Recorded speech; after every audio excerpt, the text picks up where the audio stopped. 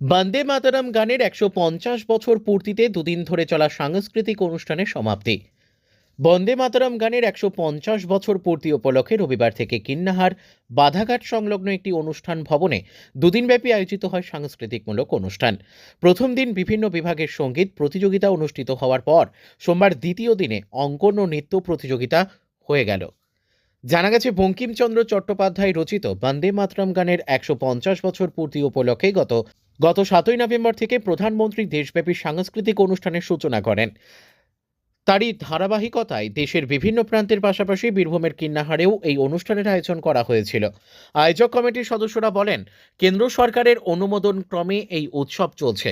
দুদিনের এই প্রতিযোগিতামূলক অনুষ্ঠান এদিন বিকেলে সমাপ্তি ঘোষণা করে। প্রথম, দ্বিতীয় ও তৃতীয় স্থানাধিকারীদের বিশেষ সংবর্ধনা দিয়ে পুরস্কৃত করা হয়। প্রথম জনকে ২৫,০০০, দ্বিতীয় জনকে ১৫,০০০ ও তৃতীয় জনকে ১০,০০০ টাকা তুলে দেওয়া হয় বিশেষ সম্মাননা স্বরূপ।